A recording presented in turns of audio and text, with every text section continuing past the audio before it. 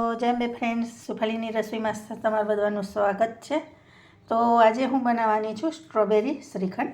તો એની માટે આ સ્ટ્રોબેરી લઈ લીધી છે। હવે દહીં આપણે છે ને, તો આ દહીં લીધું છે, જે અમૂલનું આવે છે ને, મેં એ જ લીધું છે, ઘરે બનાવેલું તમે લઈ શકો।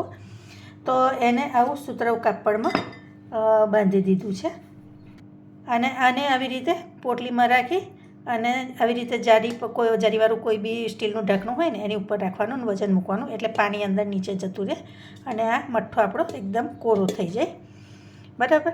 અને આને આપણે ફ્રીજમાં રાખવાનું, બહાર નહીં રાખવાનું। બહાર રાખશો તો દહીં ખાટું થઈ જશે, તો શ્રીખંડ પણ આપણો ખાટો થશે।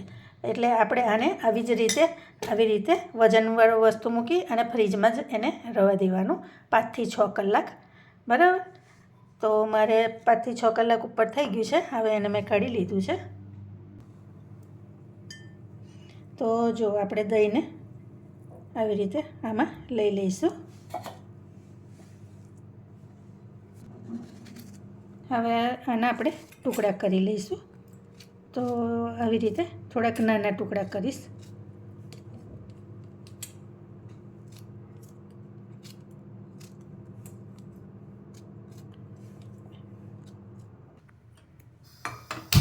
તો હવે આવી કઢાઈ લીધી છે।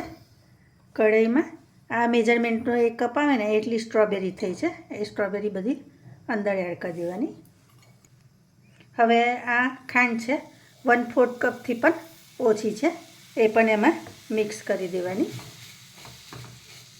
ખાંડ તમે વધઘટ કરી શકો, તમે વધારે ખાતા હોય ને ઘરે શ્રીખંડ, તો તમે કેવું કે 1/4 પૂરી નાખી શકો। અમે જરા ઓછું ખાઈએ છીએ ગળું પણ, એટલે મેં મારા ટેસ્ટ પ્રમાણે એડ કરી છે। હવે આને ધીરે તાપે, મીડિયમ તાપે એને થવા દેવાનું। તો જો ફ્રેન્ડ્સ, આપણે એને આવી રીતે આવું સરસ ઘટ્ટું કરી દેવાનું અને તમે જોઈ શકો છો, જો નજીકથી તમને બતાવું તો જુઓ કેવો સરસ કલર આવી ગયો છે। આવો કલર આવી જાય અને આપણી ચાસણી જેવું થઈ જાય ને સ્ટ્રોબેરીની, ત્યાં સુધી એને થવા દેવાનું। જો છે ને સરસ મસ્ત પલ્પ આપણો રેડી છે। આમાં સ્ટ્રોબેરીનું પાણી બિલકુલ ના રહેવું જોઈએ, નહીં તો તમારા શ્રીખંડ વધારે ટાઈમ સારો નહીં રહે, બરાબર ના લાગે ટેસ્ટ, એટલે મેન એનું પાણી બધું બળી જવું જોઈએ। તો આપણી પલ્પ રેડી છે। હવે એને હું બંધ કરી દઈશ। હવે આ દહીં છે મઠ્ઠો આપણો, એને આપણે બરાબર આવી રીતે ફેટી લેવાનો।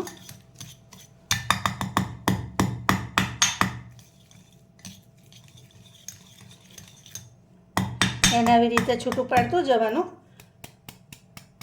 અને ફેટતું જવાનું।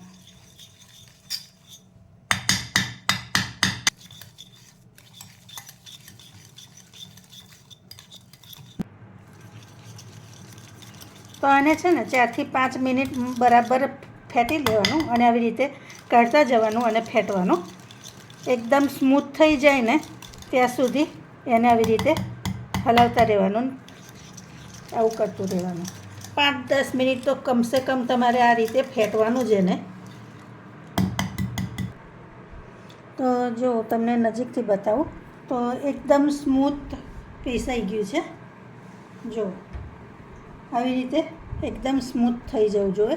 આ જુઓ, આમ બિલકુલ એમ કણીવાળું નહીં, એકદમ સ્મૂથ થઈ ગયું છે। આવી રીતે ફેટી લેવાનું એને।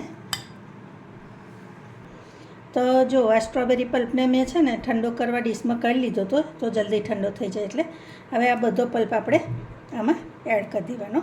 તમે છે ને, તમને પલ્પવાળો ના ગમે ને તો તમે આને ગાળી શકો, પણ મારી બેબીને સ્ટ્રોબેરી મોઢામાં આવે ને એ રીતનો શ્રીખંડ ગમે છે, એટલે મેં પલ્પ રવા દીધો છે। હવે આને બરાબર આપણે મિક્સ કરી લેવાનું।